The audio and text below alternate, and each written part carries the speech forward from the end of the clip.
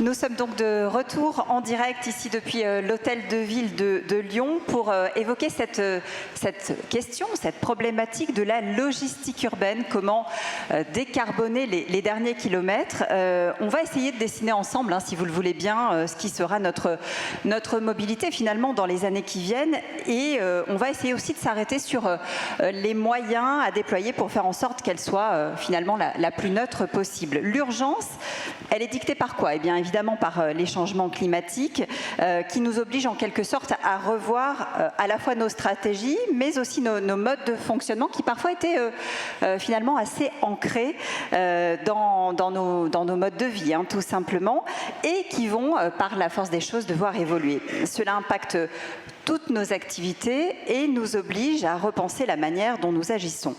Alors aujourd'hui, et j'imagine que les Lyonnais qui sont dans la salle le savent déjà, nous sommes, je crois, repassés à Lyon sur le podium des villes les plus embouteillées de France. Ça génère évidemment des attentes, de la frustration, mais aussi de la pollution. Et cela concerne bien évidemment aussi le transport routier, la livraison, qui est à l'origine, et vous me corrigerez si je me trompe, de 20 à 30% des émissions de CO2 selon les sources, n'est-ce pas?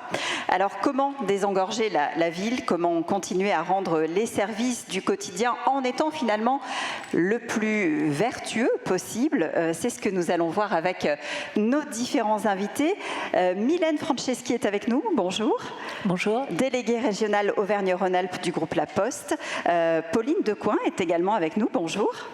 Responsable de projet développement et de gestion domaniale du service fluvial lyonnais chez VNF, et puis Valentin Lugenstrass, que je ne présente pas, que tout le monde connaît, j'imagine, ici, adjoint au maire de Lyon en charge de la mobilité, de la logistique urbaine et des espaces publics.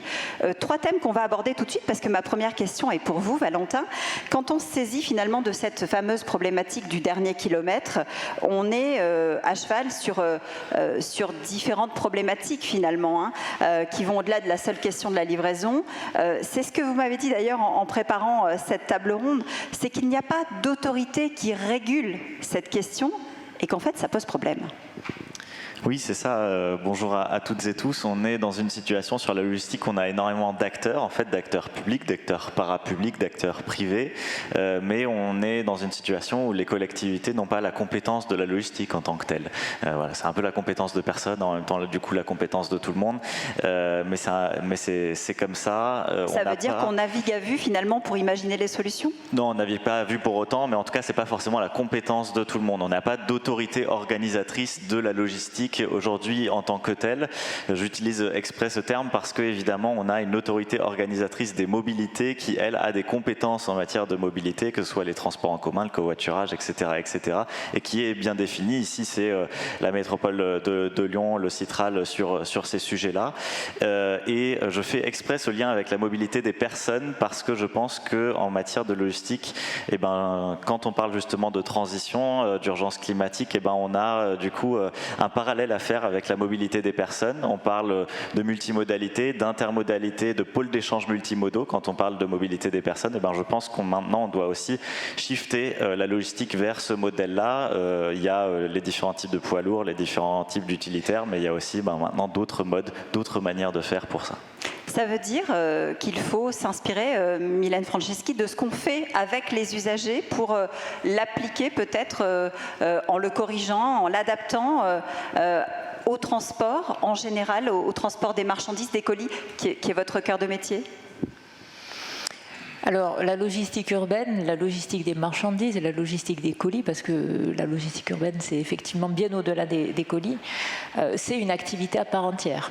Alors évidemment, on peut regarder ce qui se passe dans le domaine des particuliers, mais il faut surtout regarder quels sont les besoins spécifiques aux différentes catégories de marchandises et appliquer un modèle qui va être adapté à la ville dans laquelle on travaille et aussi aux différentes catégories de marchandises. Parce qu'on ne va pas transporter de la même façon un colis, on ne va pas transporter avec le même camion une lettre et on ne va pas transporter avec le même camion un lit. Voilà. Donc il faut vraiment tout adapter et monter un modèle qui soit un modèle spécifique. Surtout quand on sait que cette logistique urbaine dont vous parlez, ce transport des marchandises, quelles qu'elles soient, petites, moyennes ou grosses, c'est générateur d'un taux important d'émissions de CO2. On est, je le disais tout à l'heure, entre 20 et 30 si on prend le global. Je crois que pour les colis, on est en deçà, mais ça pose question et vous vous êtes saisi du problème. Alors, la logistique urbaine, de façon globale, tout type de marchandises, on estime à 30% les gaz à les gaz à effet de serre. Et ça équivaut à 40% sur les particules fines. Les colis, c'est 15% de cette totalité-là. Mais effectivement, 15%, c'est pas beaucoup, mais c'est beaucoup aussi. Et donc, il faut absolument prendre en compte toute cette logistique urbaine, que ce soit petit ou grand format, pour trouver des solutions et pour arriver à décarboner les centres-villes et notamment celui de Lyon. Alors on parlait justement de ces différents aspects qu'il faut additionner finalement, que ce soit la taille des colis, mais aussi le lieu où on va les livrer, la manière dont on achemine. Il faut bien dire ici, Valentin Lugenstrass, on est contraint parce qu'on est dans un centre ancien, on a un patrimoine, on ne peut pas faire ce qu'on veut.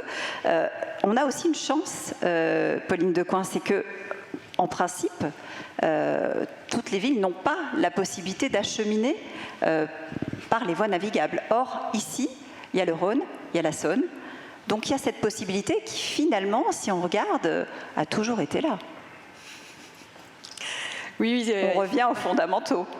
Effectivement, alors c'est vrai que le transport fluvial, initialement, on va dire qu'on a plutôt l'habitude de transporter des choses massifiées, donc voilà, du BTP, de la chimie, du bois, des céréales.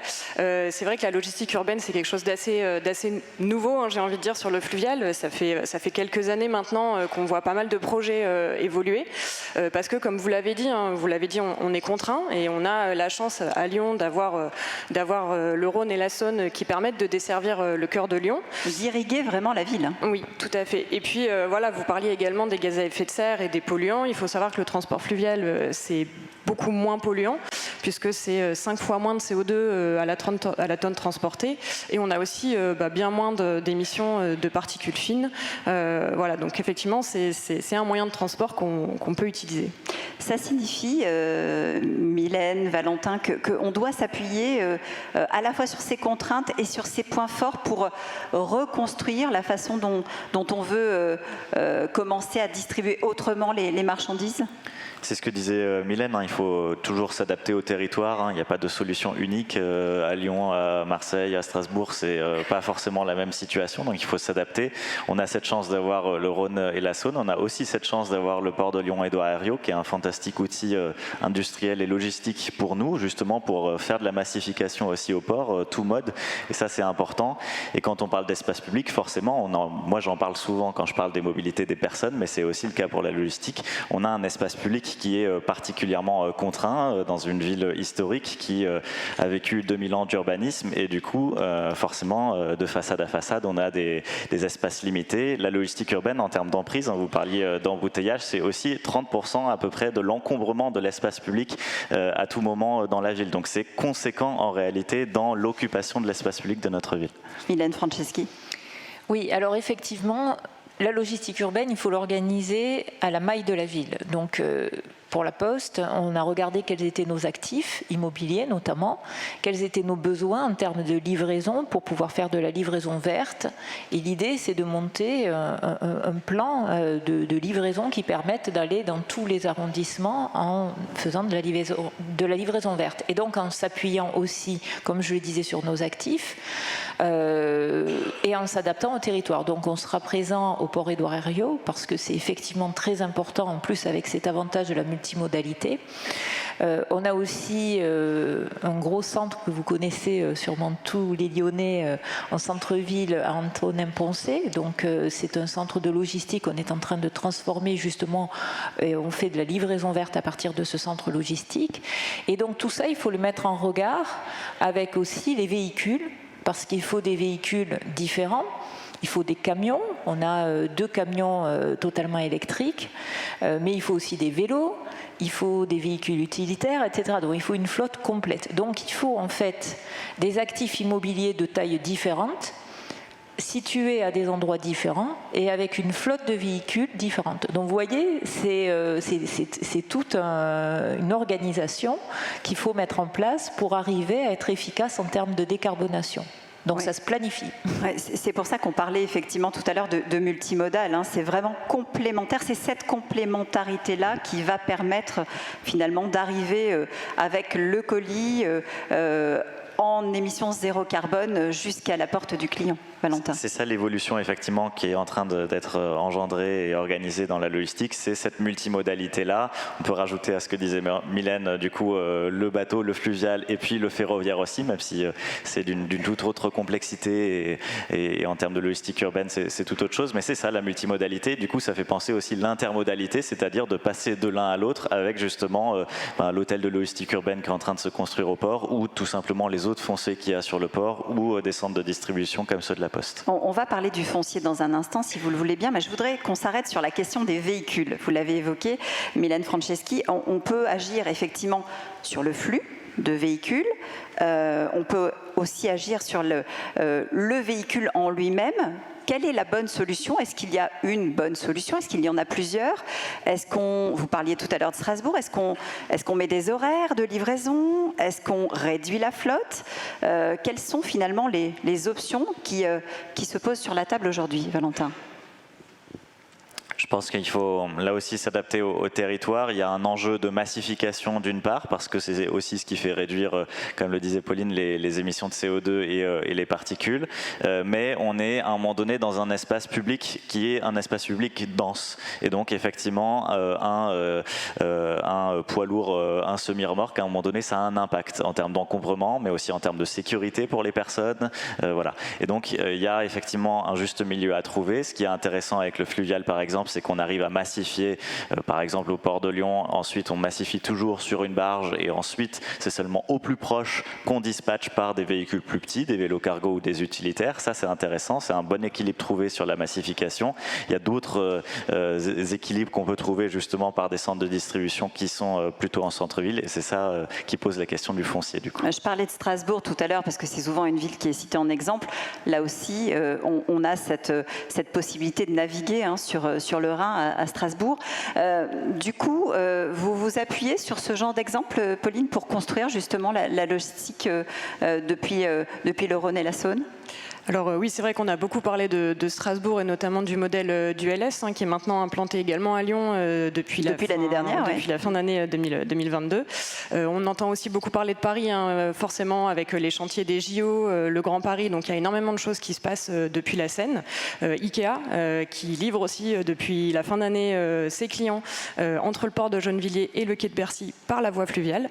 Donc effectivement, il y a des choses qui évoluent en France, donc Lyon est aussi un exemple, donc on parlait du LS. On a aussi le chantier du parking Saint-Antoine, donc qui a été une démolition en plein centre-ville de Lyon, où l'enlèvement des déblais s'est fait entièrement par le fluvial, ainsi que ça a tellement bien marché qu'en fait l'opérateur a aussi fait ramener des matériaux, des matières premières par le fluvial. Donc c'est environ 30 000 tonnes au total qui ont pu être transportées, ce qui représente quand même 1200 camions évités sur un chantier qui est quand même en plein centre-ville de Lyon. Donc voilà, et on le sait, on en a parlé aussi au préalable, il y a plein de chantiers de construction qui se déroulent à Lyon. Alors tous ne sont pas effectivement au bord du Rhône et de la Saône, mais en tout cas pour ces chantiers qui le sont, la voie fluviale est, je pense, un très bon moteur. Pour continuer à s'appuyer sur l'exemple de Strasbourg, Mylène Franceschi, je crois que vous êtes plus circonspecte, vous dites on ne peut pas forcément faire du copier-coller et il faut faire attention, parfois quand on veut s'inspirer, on a de fausses bonnes idées. Donc regardons vraiment, faisons vraiment du sur-mesure et allons vraiment dans le détail de ce qui peut convenir à la ville de Lyon et à l'agglomération lyonnaise. Oui, tout à fait. Il faut impérativement, le copier-coller, les ne marche rarement. En tout cas, on peut s'en inspirer. Voilà. Et c'est intéressant de regarder ça, de regarder comment ça se passe. Nous, on travaille aussi avec une université et avec une business school sur le sujet du transport fluvial, parce qu'effectivement, il faut absolument qu'on regarde ça. Et en fait, c'est vrai qu'on est quand même dans de la recherche et développement, c'est-à-dire qu'il faut qu'on voit. On travaille aussi sur les drones, par exemple, alors pas en hyper-urbain, hein, mais voilà. Donc, il faut qu'on regarde tout ce qui peut apporter une solution. Et après, qu'on l'adapte au territoire. De la même façon, il y a un sujet sur lequel on est très en regard, c'est celui de la cyclologistique. Parce qu'on pense que c'est un métier à part entière, avec des outils, des vélos qui deviennent presque des camions, hein, quand on regarde, ils sont de plus en plus longs, voilà, avec des besoins de stationnement, avec des besoins de circulation, tout ça doit être défini, la ville doit être adaptée, ou alors ces machines doivent être adaptées à la ville, je ne sais pas dans quel sens il faut prendre les choses. Probablement. Voilà. Donc effectivement, il faut regarder quels sont les besoins et il faut travailler avec les collectivités, c'est ce qu'on essaie de faire, pour que les solutions soient adaptées aux endroits dans lesquels on travaille, notamment à Lyon, sur tous ces sujets, le fluvial, la cyclologistique, etc. C'est vraiment votre périmètre, hein, Valentin, parce qu'il y a les voies de circulation, il y a la question du foncier, comment on installe notamment des petits entrepôts, des zones de stockage dans du bâti ancien, comment on réhabilite. Est-ce qu'on peut anticiper la rénovation de certains pour pouvoir dégager des espaces pour inclure finalement ce qui va être la future logistique? C'est aussi ça l'enjeu finalement de la décarbonation. Oui, c'est un enjeu déjà de partage de l'espace public, on l'a abordé tout à l'heure. Hein. Au niveau de la ville de Lyon, par exemple, on a pu être les premiers à créer des aires de livraison spéciales cyclologistiques à certains endroits en concertation avec les entreprises du secteur, justement pour adapter un peu la ville à ces besoins-là. Et en matière de foncier, on a plusieurs démarches en cours. Donc on a l'hôtel de logistique urbaine qui est en cours de construction et de finalisation au port de Lyon et de Hario. Mais il y a aussi avec la métropole de Lyon un travail de schéma directeur justement sur ces sujets-là qui est lancé pour à un moment donné mailler aussi la métropole d'hôtels de logistique urbaine de cette manière-là. Et puis avec VNF, on travaille aussi sur un schéma des usages des rives fluviales, justement pour là aussi utiliser le foncier des rives fluviales, là en l'occurrence pour les bateaux, les barges qui peuvent s'y accoster. Oui, parce que ça veut dire, Pauline Decoing, qu'il va falloir repenser aussi la gestion des quais, l'aménagement des quais, la façon dont on décharge les marchandises. C'est tout ça aussi qui participe au fameux zéro carbone. Oui, effectivement. Alors vous avez parlé de foncier. C'est sûr qu'il y a deux choses pour que ça marche sur le fluvial. C'est d'avoir d'une part des bases arrières qui soient au bord du Rhône ou de la Saône. Donc c'est le cas. On a la chance d'avoir le port de Lyon et d'Orario qui permet cette massification.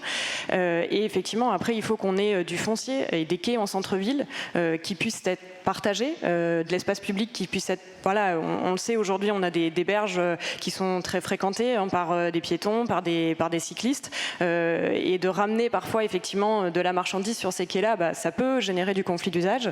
Donc voilà, nous, on a aussi un intérêt à l'avenir à préserver des quais, du foncier, pour pouvoir effectivement y décharger de la marchandise et travailler avec la ville et la métropole, justement, pour que ça s'insère au mieux dans des aménagements cyclables, dans des aménagements piétons, et que ça ne génère pas de nouveaux conflits d'usage.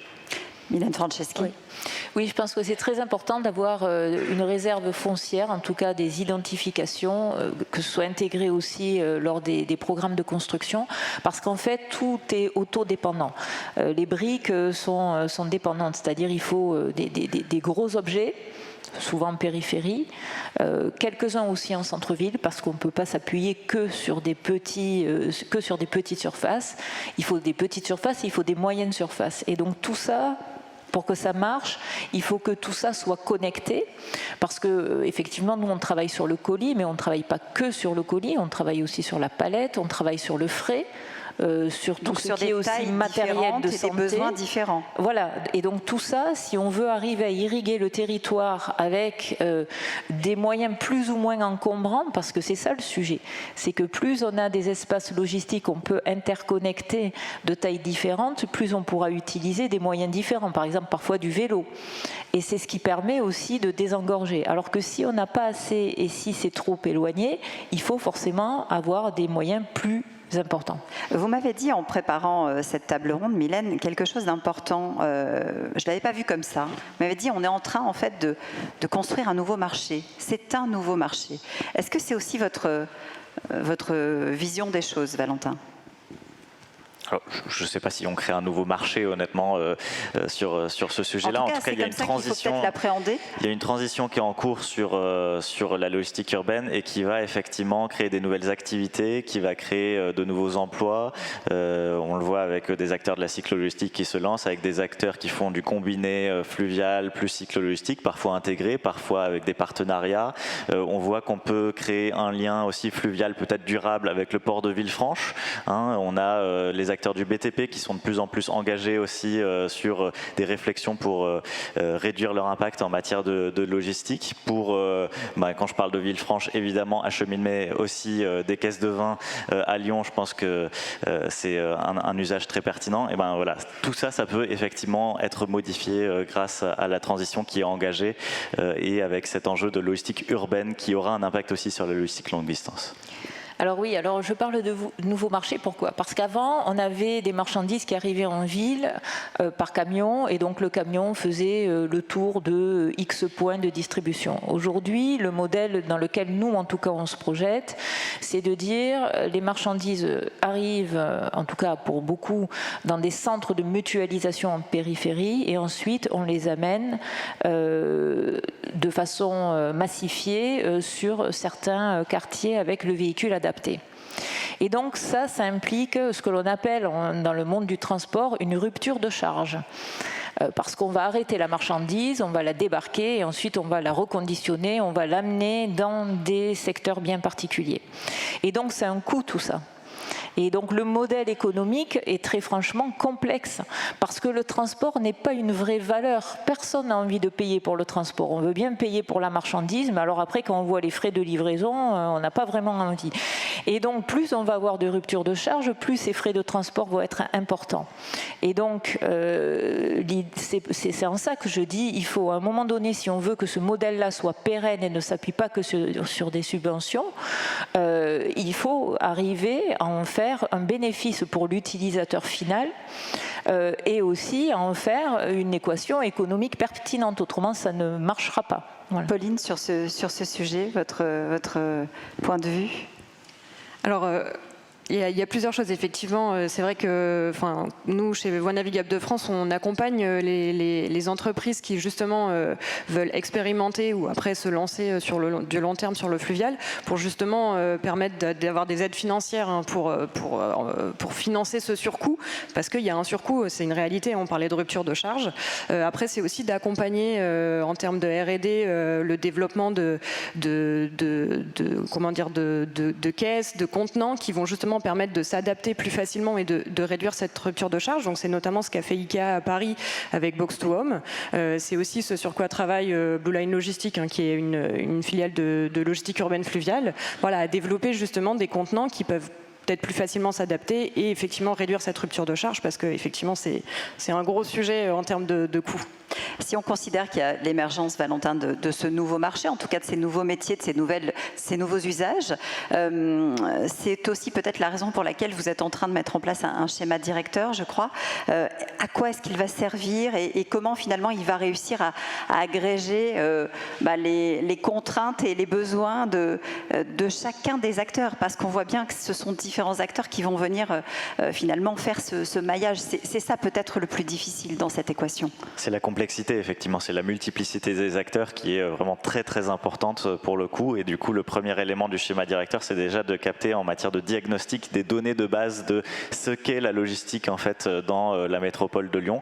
C'est déjà un point très important de savoir de quoi on parle précisément pour ensuite établir justement un plan d'action. Donc ce que je disais, il y a notamment un maillage d'hôtels de logistique urbain, d'espaces de logistique urbain qui fera partie de ça et justement un plan pour développer ça parce que on est dans les débuts malgré tout de cette transition de la logistique avec des acteurs qui se créent sur de nouveaux modèles, sur la cyclo-logistique, sur le fluvial, etc.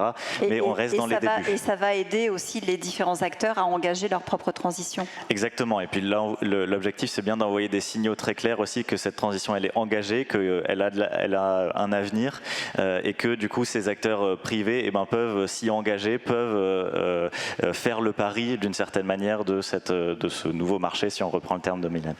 Alors, il nous reste quelques secondes. Je voudrais faire un tout petit tour de table et vous demander une échéance dans votre esprit, ce fameux zéro carbone pour le dernier kilomètre.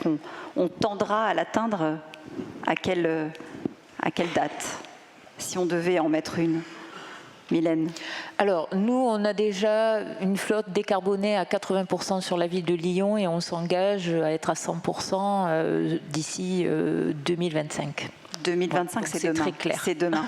Pauline, de votre côté, il y a des efforts qui sont engagés, notamment y compris sur ce qu'on met dans les bateaux pour les faire fonctionner. Oui, effectivement, on travaille sur le verdissement de la flotte, donc à la fois sur des nouveaux carburants, sur des nouvelles motorisations. Voilà, donc, alors je ne sais pas si je peux donner une date. C'est vrai que une question piège. Ouais, sur le fluvial, c'est vrai que la logistique urbaine, c'est quelque chose d'assez nouveau, mais en tout cas, on voit un vrai changement de paradigme avec aujourd'hui beaucoup d'entreprises qui viennent nous voir parce qu'elles veulent faire du fluvial, et aussi des transporteurs routiers qui aujourd'hui s'y intéressent et viennent nous voir, et ça c'est vraiment nouveau, et je pense que c'est une très bonne chose. Valentin, votre horizon, quel est-il? Forcément, ici, il y a une date à donner, c'est 2030, parce que Lyon 2030, la ville de Lyon est lauréate du programme européen des villes climatiquement neutres. 100 villes qui sont engagées dans cette démarche, embarquer les habitants, les acteurs du territoire dans la démarche, donc forcément 2030. Merci à tous les trois. Mylène Franceschi, Valentin Lugenstrass, Pauline Decoing d'avoir été avec nous. Prochaine table ronde, évidemment, dans quelques instants avec Martin Delaveine et nous parlerons de logement.